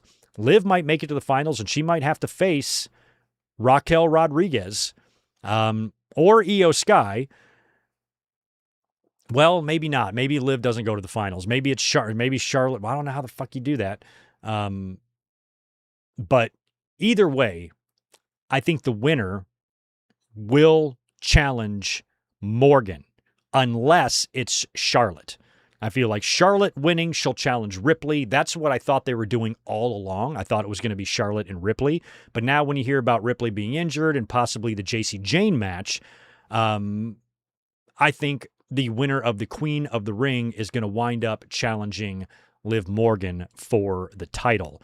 So JC could very well face Rhea Ripley if they figure out a way to make that match happen. And it sounds like instead of Charlotte versus Rhea Ripley, it might be Charlotte and Jade. So maybe Jade costs Charlotte, Liv advances to the finals, and then she loses perhaps to Io Sky or Raquel, and then they challenge her right there on the spot for SummerSlam, which means Liv will probably retain at SummerSlam if it goes in that direction. We'll have to see. Speaking of Charlotte, you saw her there on the graphic. She defeated Sol Ruca, Lyra Valkyria, and Jade Cargill last night on SmackDown to advance in the Queen of the Ring tournament. During the match, Jade's wig popped off, which sucks. She's got the long blonde hair extensions there, or the wig or whatnot. It fell off. That's unfortunate. She had to struggle to work the rest of the match while holding it on her head. But props to her, because that's got to be like worst nightmare type of shit there. And she was still able to, she was holding it down, but she was still going through all the spots, even had herself in position to take that soul snatcher. And I was really impressed with how Jade handled that, because that's unfortunate. It's the same thing, like if your titty pops out or something, you got to work with that and you got to just do it. And she did it, and good for her. So all the best to Jade. I know that's unfortunate that she went through that. But at least they got the match finished. Now, earlier on in the night, or earlier on in the match, I should say, B-Fab and Meechin were out there, and Alexa Bliss and Tiffany both showed up at ringside to run them off. Now, Alexa, I think, has been off TV since she took that Jaded on the chair, so she was back. Tiffany came out to help out a little bit to run off B-Fab and Michin, allowing that match to be one-on-one. In the end, it was a figure 8 to Lyra Valkyria for the win. Charlotte getting the win and moving on in the tournament that's named after her, the Queen of the Ring, and she's the lone SmackDown person in the Final Four of either tournament. Of the 2 Final Fours, of the 8 competitors, one, uno, that's Spanish for one, is a SmackDown star. Crazy. Brie Bella and Paige last night defeated Fatal Influence. Moving on. Cody Rhodes and Sami Zayn had their big promo. Image you see on the screen there. That was good. Of course, Sami is becoming more and more whiny and bitchy with every passing day, which Cody wasn't shy about reminding him about. And Sami reminds Cody that, hey, I was the first one in the ring with you. When you won the title at WrestleMania 40, I was the first guy there. Everybody else that was in the ring celebrating with you, you have feuded with since then. So maybe I'm not the problem. Maybe you're the problem. And Cody, ends up snapping because Sami wants him to be honest with him and whatnot. And Cody's like, fine, you want me to be honest? You're never going to have this. I'm the WWE champion and you never will be. And he calls him whiny, calls him a bitch, and that's why you're never going to hold this title. And that immediately prompted Sami to deliver a slap to Cody Rhodes' face that he instantly regretted. Cody slaps him back. Sami gets pissed, runs out to the outside to grab a chair, but then opts not to use it and then just storms away. And then later on, a few segments later, in the back with Nick Aldis, Gunther, with his shit-eating grin, walks up. He goes, I got the perfect idea who's my referee. A good guy. Perhaps the last real good guy. Sami Zayn will be the special referee for the Gunther and Cody Rhodes match next week for the title on TV. And if it changes hands again, it's going to be the most world title changes on television since I don't know when, since back when I was going to shows in the 90s. Like, holy shit. So Sami will be the ref. And again, this is all leading to Saudi Arabia stuff. As of right now, we don't know what Cody or Sami or Gunther is going to be doing at Night of Champions, and I think there's a really good chance that it could be a triple threat. So I'm hoping what maybe happens next week on SmackDown is Sami completely fucks up the match, not only, screwing over Cody, but maybe doing something that enrages Gunther as well, and then Aldis books a 3-way triple threat for the title at Night of Champions in Saudi Arabia. A little precursor, a little appetizer, a little teaser for the Saudi Arabian crowd for Sami Zayn winning the championship at WrestleMania. So Sami is going to fall short here. They'll sew that into his storyline, and he's going to have his own story he's going to try to finish for the rest of the year leading into WrestleMania next year, where maybe he wins the title and maybe he beats Cody for that title. Don't really know. But if Sami and Cody cannot feud until next year's WrestleMania, if they face next year's WrestleMania, there's going to have to be a break in there somewhere or what they're doing. And then Sami's going to have to win the Rumble, and then you call back to that. So, maybe it's... Maybe Sami screws up the match next week. Then you book the triple threat at Night of Champions that Cody survives. And then maybe Sami and Gunther blame each other. And then it's Gunther and Sami at SummerSlam. And Cody faces the winner of the King of the Ring, which I think he's going to. I don't think the King of the Ring winner is going to challenge Roman. I think they're going to challenge Cody, especially if it turns out to be Jey Uso. If LA Knight won, he was going to challenge Roman. But when you look at who's left, I feel like it might be Jey, and he might be challenging the other champion because, like I said, they got rid of that rule where you have to challenge your brand's champion. So somebody's going to have to challenge the other champion. Otherwise, they wouldn't have lifted that rule. That's my way of looking at it. So then maybe it's Gunther and Sami at SummerSlam, and Cody faces the winner of the King of the Ring. Or maybe even on television, prior to that, Cody faces Sami and beats him or something like that. And then, Sami continues his run throughout the fall. He wins the Royal Rumble, and then he comes back to challenge, Cody, who might still be champion. I don't know. And maybe next year at WrestleMania is where Sami Zayn wins the title. That's the story I think they should tell with Sami Zayn, is have him win the title at WrestleMania 43 in Saudi Arabia next year. I think you got to. And it doesn't necessarily have to be against Cody. Cody could face CM Punk and Sami could win the other championship. I mean, we don't know what's going to go on. But I feel like Cody will probably still make it into SummerSlam as champion. But that's still a pretty big if at this point. Also last night, Jacob Fatu was on the show. Jacob went to approach Solo Sikoa. He had a little run-in with the Usos earlier, and he said, I'm here to talk to Solo. Went and found Solo to deliver a message to him from Roman Reigns. He said Roman wants Solo to come home. And Solo basically calls Jacob a bitch. He goes, look at you, man. I'm not going to go back to that. That was absolute hell. You've just become a lapdog. What has happened to you? You used to be such a beast, And so we've seen Jacob, he's kind of given off the energy of what we saw from Daniel Bryan when he was in the Wyatts, and even Randy Orton in the Wyatts, right? We've had some reluctant faction members throughout history. And even though Jacob is currently doing the bidding of Roman, you can tell that everybody is letting him know how weak this looks to them. And that Jacob is basically being a bitch. So at some point, this is going to get to Jacob. And you got to wonder when it's all going to come to a head. It might be Roman's title defense at SummerSlam. Because Roman, after WrestleMania, he said something like, I'm going to be here all summer. I just feel like he's on a WrestleMania to SummerSlam run. So Roman dropping the title at SummerSlam feels kind of likely or possible. So maybe Jacob is directly involved with Roman losing, or maybe Jacob is the one who faces him. I don't know. Like I said, you got to factor in Rollins, CM Punk, and Cody, and all these guys, what they're going to do at SummerSlam. Cody and Roman have even had some backstage run-ins, so maybe, where they're hinting that we're going to get a rubber match between the two. So maybe Cody drops the championship to Gunther with the help of Sami. And then Jay, then you've got Jay and fucking Gunther again. I'm trying to figure out a way to get to Cody and Roman at SummerSlam. There ain't a lot of time to do that. So Cody would have to drop the belt and then want to go challenge Roman for the title. That would be hard to figure out. So Cody and Roman feels like it'll be tough to pull off for SummerSlam, but that match has got to be coming. Maybe Rumble.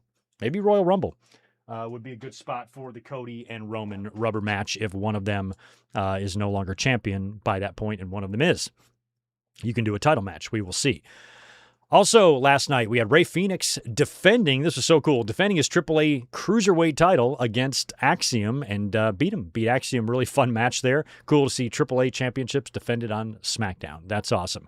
After Chelsea and Alexa got involved in the earlier match with Meechin and B-Fab, Tiffany is walking through the backstage area. She's confronted by Meechin and B-Fab, and that's when Chelsea Green comes running in. I think she had a kendo stick or something, and she is backing them bitches off, and she said that she went and talked to Aldis, and she got a tag team match for later on between the four of them. So it was B-Fab and Meechin defeating Chelsea Green and Tiffany Stratton. Jade Cargill was back out there with her wig fixed for this, and she pulled Tiffany off the apron, allowing Meechin to hit Chelsea with a Styles Clash for the win. And then Jade beat up Tiffany, hits her with the Jade, and got a good, nice look at that United States Championship. We had Danhausen backstage. Of course, he electrocuted The Miz last week, so he's back there. And he's got everybody coming up to him, trying to give him human monies to curse or uncurse the Knicks. And I think it was Angel and Berto. They were in first. They want the Knicks to be cursed, so he just needs some human monies. He got some human monies. And then Matt Cardona comes in. He goes, hey, Zach. And he goes, it's Matt, which was funny. And Matt really wants the Knicks to win, but he doesn't have any human monies on him. But he's like, that's a nice watch. And so he makes Zach give his watch to him. And then Kit Wilson shows up with The Miz. Now, we talked about The Miz last week, if they're going to do something like what they did with Goldust with him. Now, remember back in, 2003-ish, maybe 4, I think it was 3, when Evolution was together, they electrocuted Goldust. They threw him into an electrical panel, and he did the thing, and then he had the speech impediment after that, right? So It's kind of similar with The Miz. He kind of comes into frame. His hair is all spiky, and he's just acting stupid. It's very cartoony. If you're 8 years old watching this at home, you probably chuckled. Unfortunately, I'm 41 years older than an 8-year-old, so I didn't really chuckle that hard. But you gotta love Danhausen. Motherfucker is everywhere, and there's a lot of talk that WWE does have big plans for him. If the Knicks wind up winning the finals like we expect them to, he's probably going to have a really big presence at the Madison Square Garden Saturday night's main event coming up in about a month. And if they did one there, I would not be surprised at all if they included some New York Knicks. I'm sure a few of them would be perfectly fine showing up there. I'm not sure about Brunson, but maybe some of them other guys were or will be. I could definitely see that being a thing. But the Danhausen shit is still going on, and we still don't have the science experiment reveal. We're all expecting it to be Baron Corbin, but we haven't seen it yet. I can't imagine them dragging this out to SummerSlam, but they might. So Danhausen might be unveiling his experiment at SummerSlam, which last time I remember seeing Baron Corbin was around SummerSlam time. I was there in 2021 in Vegas. And he was doing the bum-ass Corbin thing, walking around Vegas, and I think he ended up winning some money and getting himself out of the gutter. So we will see if it does turn out to be Corbin at some point. And then, of course, in the main event last night, it was King of the Ring semifinal, Jey Uso versus LA Knight versus Royce Keys versus Finn Balor. So this was Balor's SmackDown debut. Nice debut for him there. And we had Jey Uso getting the win here with help from Solo Sikoa, who tried to help out Royce Keys. Royce Keys was up battling with LA Knight. He turns his back. I think LA punches him off. He's got his back turned. Solo Sikoa jumps up on the apron and Samoan spikes LA Knight.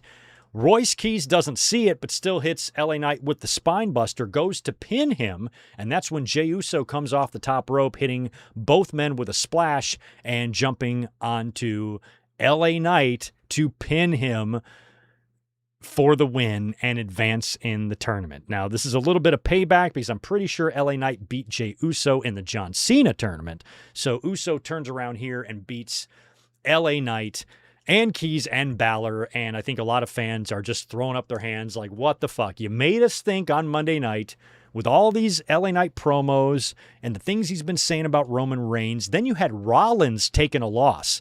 And after that, I'm like, man, between Oba, we're still thinking Brock for him at SummerSlam, and that just leaves Dominic and Javon Evans. I feel like LA Knight is now the odds-on favorite to win the King of the Ring. And he lost again. So now LA Knight, I don't even know what you do with him at this point. I don't know if the LA Knight ship has completely sailed. I kind of thought it already did, but he's been making such a ruckus about the bloodline shit. I feel like they're gonna maybe give him that push that we've been waiting so long to get, but we just have not gotten. So LA Knight goes down. That sucks. I don't even know what to make of that. And now that advances Jey Uso in the men's tournament. And like I showed you earlier, this makes an all-Raw Final Four: Oba Femi, Rey Mysterio, Javon Evans, and Jey Uso. So at this point, I think an Oba Femi and Javon Evans match would probably be the best-looking match on paper. Jey Uso and Rey Mysterio does not sound great at all. And I suppose now that if Brock does not come out on Raw and cost Oba Femi his match with Mysterio, that maybe he will show up at Night of Champions to cost him. But why would Brock cost, essentially two babyfaces here? I really don't look at Jey as a babyface, but I guess he is one. If Brock costs Oba helping Javon or Jey Uso win, that would just seem weird because neither one of those guys are really heels, where Dominic is just an amazing, extraordinary heel. So if Brock is going to cost Oba, I feel like it's got to be Raw, because that way Dominic can really capitalize on that win as a scummy heel. He's going to be bragging to everybody that he beat Oba Femi. And then once Oba is done with Brock, Oba can challenge Dominic again and take care of his ass. So I feel like Brock has got to cost Oba on Monday. And then if that's the case, you're going to do Dominic and I guess Jey Uso. I don't know. Dominic, I can't see winning the King of the Ring. So if it's Dominic and Jay, obviously it's going to be Jay. And then they might do the thing again where, Roman is instructing Jay to go challenge the SmackDown champion, but maybe Jay's like, no, I want your belt. But Jay seems like he's fallen in line with Roman. Jay doesn't seem like he has that same dissension or animosity with him that he did in the previous Bloodline involvement, because that's all now on Jacob Fatu. So we will see how it all shakes out. But when you look at that tournament and look at the potential it had, and you look at your Final Four now and what they might be doing, it's kind of like, ugh. So if you're looking at the 2 title matches, Cody Rhodes and Roman Reigns, at this point, I feel like it's going to be Cody versus Jay and Roman. I don't know. I don't know who Roman faces unless CM Punk comes back to challenge Roman at SummerSlam, unless that's what they're doing.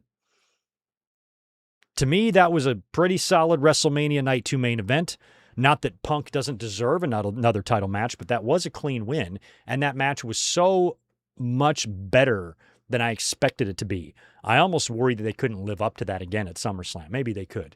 So unless Punk comes back to challenge Roman, and it's Roman and Punk, and it's Cody and Jay, maybe those 2 stories could overlap a bit, because everybody there is connected.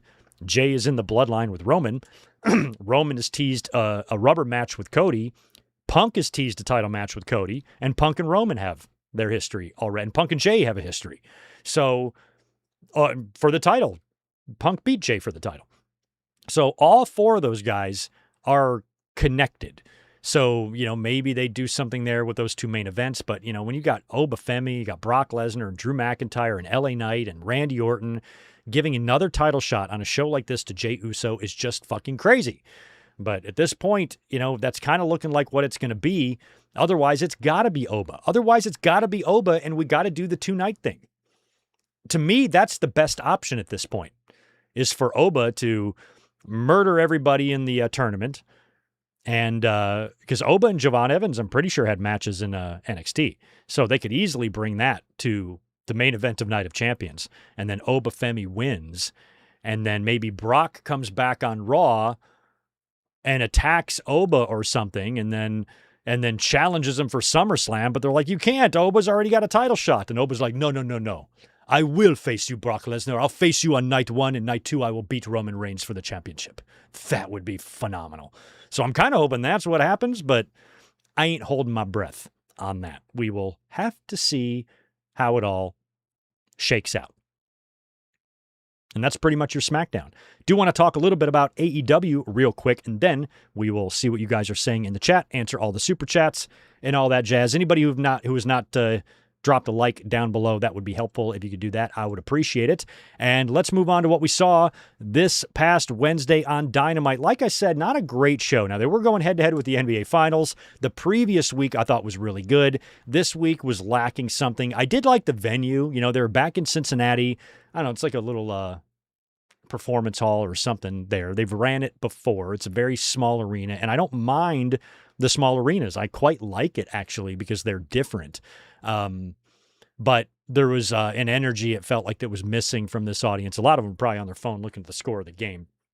But it opened up with Jon Moxley defeating Shane Taylor, choking him out after the match. Shane Taylor Promotions came out there and whipped up on the Death Riders, so something's going on there. Darby Allin on Wednesday night, he got some revenge against Kevin Knight. Knight was in the ring being brought out by Don Callis, and he was immediately attacked from behind by Darby Allin with the skateboard, and Darby was about to go up on the turnbuckle and hit him with a coffin drop, but the Callis family came out there to run Darby Allin off. We had another interaction between Chris Jericho and Tommaso Ciampa. I think these two together are kind of funny, and I'm a little bit intrigued by this feud because it's different. We've never seen it. So obviously, when this match actually gets booked, that'll be fun to watch. But the back and forth between the two has been pretty fun. And of course,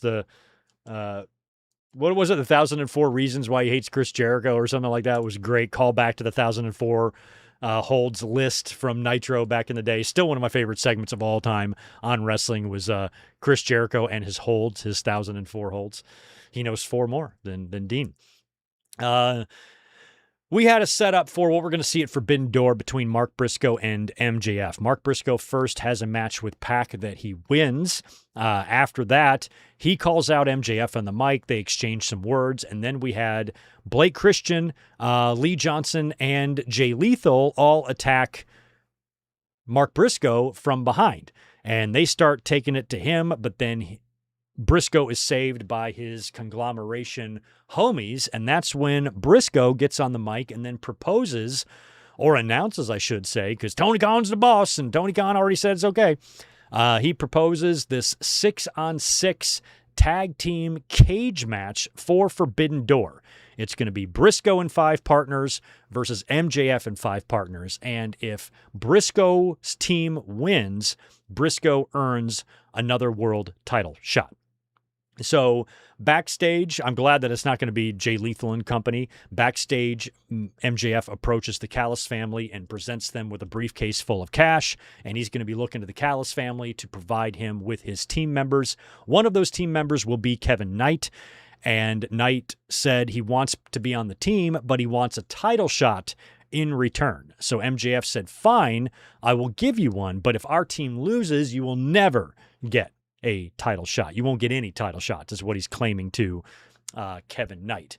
So it sounds like it's going to be MJF and a bunch of Callis family guys, including Kevin Knight, versus Briscoe and probably the conglomeration, and I guess maybe Darby.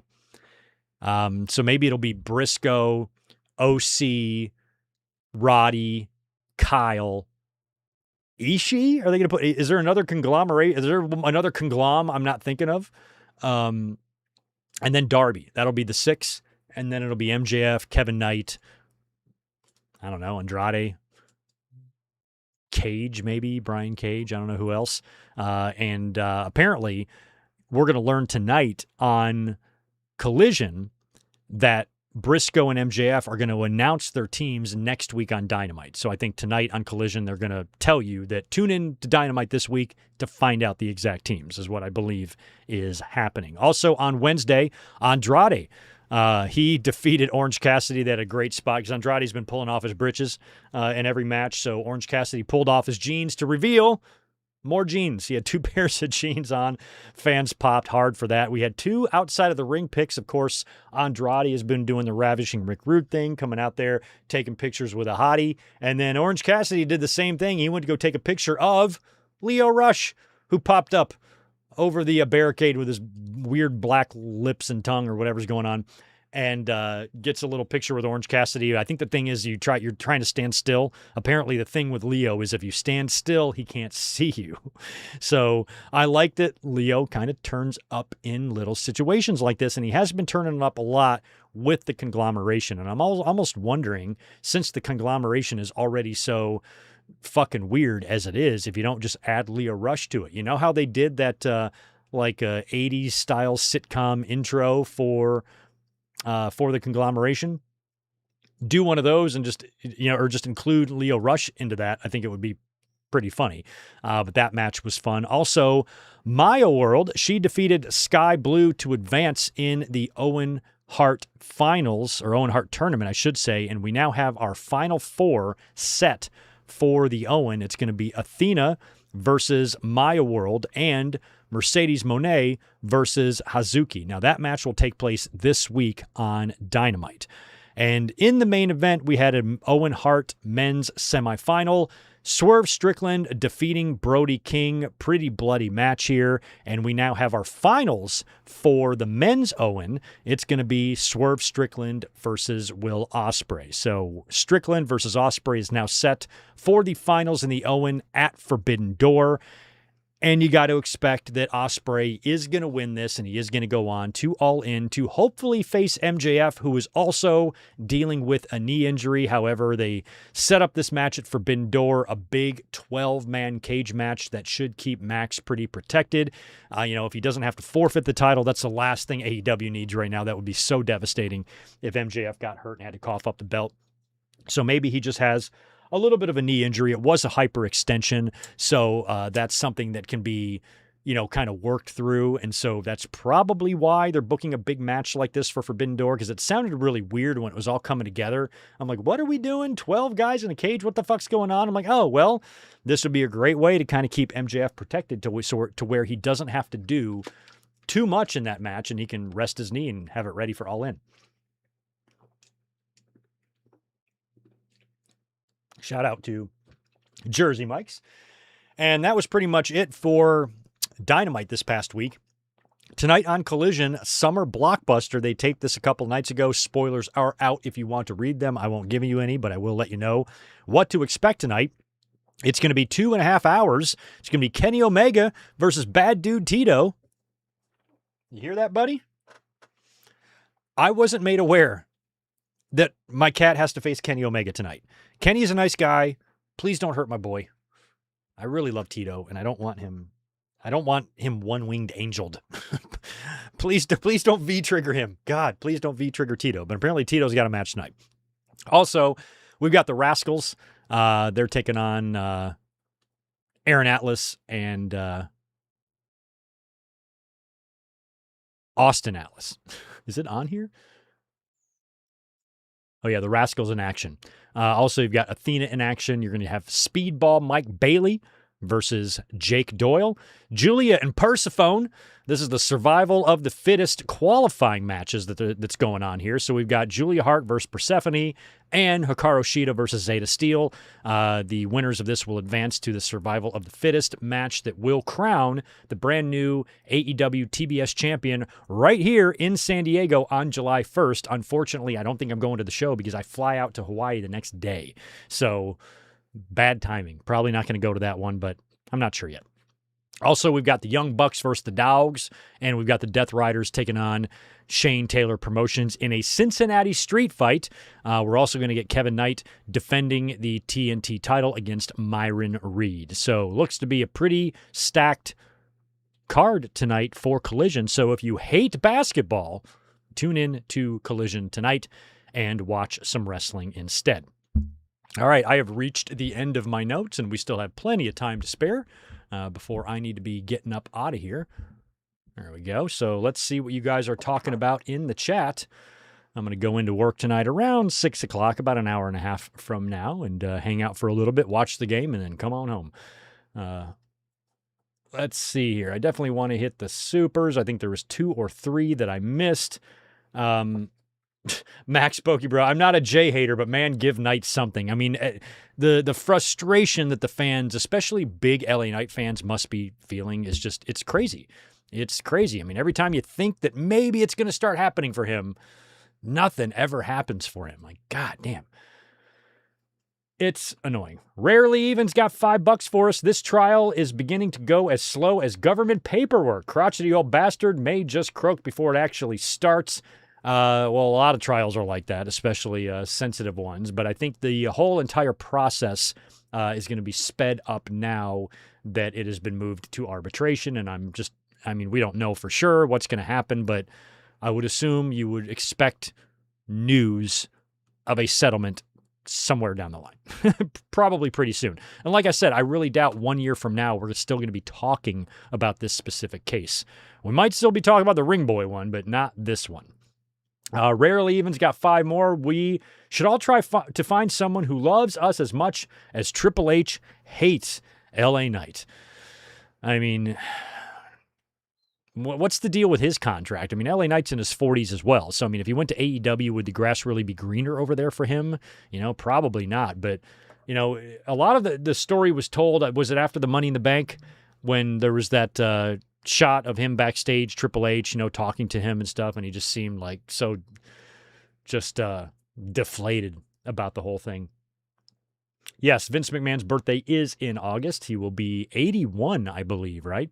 I think because he turned 80 last year. Remember, there's a whole big thing about people going to his birthday party and stuff. So, yeah, August 24th, Vince will be 81 years old. That's crazy. 5 more from Rarely Even. People talk about Hogan. Hogan was just an asshole. He is nowhere near as bad as McMahon or Flair. Not even close. I said the exact same thing before. I'm no Hogan fan. I think a lot of what he did was eye-rolling and disgusting and racist.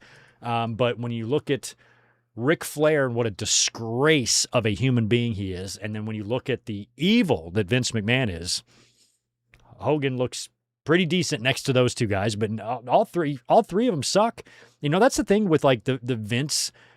When I was talking about earlier, like the men, the very specific type of men that still worship Vince McMahon, what they don't understand, it's not like I want to hate Vince McMahon.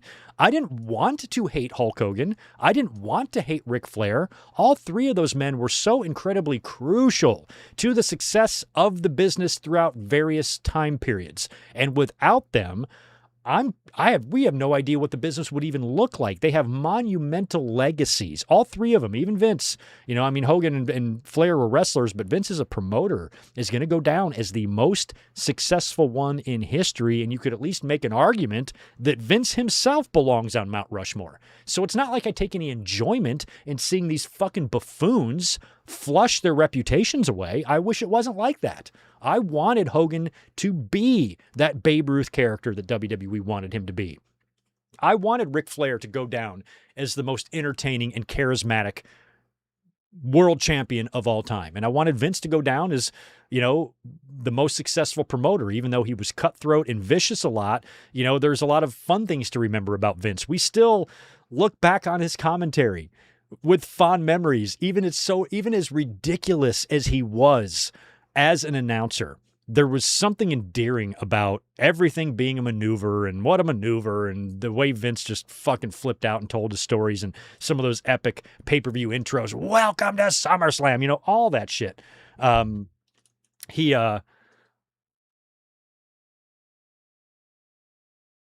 cool. All that stuff was very memorable, and we should be able to look back on that fondly. Unfortunately, we can't. It's not our fault. It's not the fans' fault. It's their fucking fault. Vince did all of this shit to himself, and Vince never really cared about going to the Hall of Fame anyway. I think the fans care much more about that than he does. But, these the fans that are so desperate to still admire these people, why? How can you look at yourself in the mirror, and admire people that shitty? And then when you look at the offenses of all three guys, my God, I almost feel like bad for being so hard on Hogan. And you could see it, when Hogan passed, we did 2 big videos on him, and there was 2 specific times in both of those streams respectively where I was this fucking close to choking up. I was right on the edge, because all the memories I was just flooded with, I'm like, God, I don't want to hate this guy, but it's kind of impossible not to. And I just remember thinking about like what he meant to me, what he meant to the business, and, all of that. It was, sad,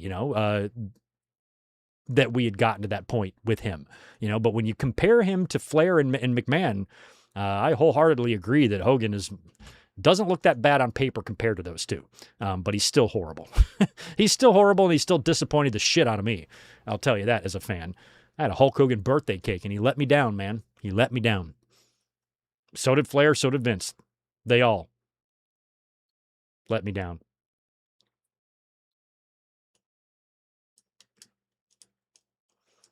Macklin will join the Callis family. I just think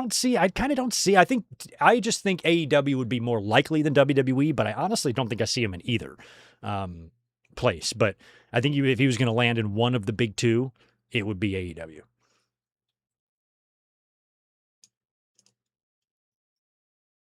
Good Lord, Jay actually might win the King of the Ring. He might, because that would tie into what they're doing with the Bloodline stuff. And there's been a lot of chatter about that too. What Max is saying, like the Bloodline stuff, just this constant going back to the same the same shit with Roman. It feels like they're doing the same thing with Roman and Cody that they've been doing for the past couple of years, with both of these guys. And it's just nothing is new or fresh feeling like at all. And so now to go right back to this with the Bloodline stuff. Even Roman himself, has mentioned, a while back, when Nick Khan and everybody took over, he's been a couple of years, and creatively we haven't advanced. We haven't done anything. Even Roman himself has been critical of that. There's been no creative advancements. Roman is still essentially the same person. He went through that whole transition of trying to not be that leader of the Bloodline that he was before.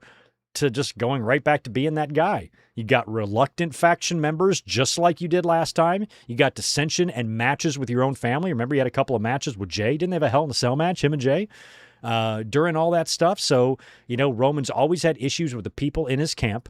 There's always been the chatter and the discussion of abuse and things like that in there. And then Roman tried to, cleanse himself of all of that, only to kind of feel like his character is right back to being that again. And it's just, just gets old. Try something new, for fuck's sake.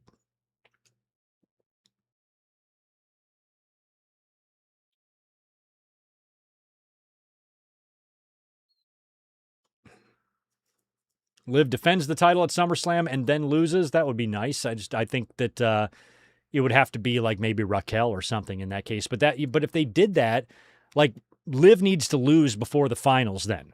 Because what I don't want to happen is for Liv to make it to the finals and then lose to Raquel, and then Raquel challenges her. Because I don't think Raquel will beat her and then beat her again. I think what's got to happen is Charlotte beats Liv and then loses maybe to Raquel, and then they challenge Liv Morgan. And I think with that, it probably is going to be Charlotte or Liv winning and going to the finals. I think Liv is going to go to the finals because I think Jade will maybe cost Charlotte, especially if that match happens on SmackDown. Did they say where it's happening yet?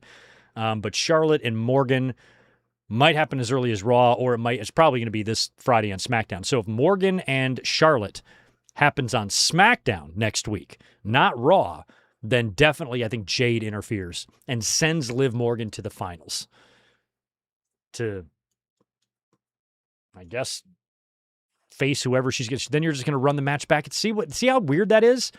SummerSlam's a big show. I don't want to get a rematch of Night of Champions on SummerSlam. So if it's Io Sky and Liv, or it's Raquel and Liv, and then they beat her, then they get the title shot and they turn around and challenge her. I don't know. I don't like the way any of that sounds. So I think we'll get some clear pictures painted to us as we get closer on in the month. Brazil and Morocco, 1-1 at halftime. Right on.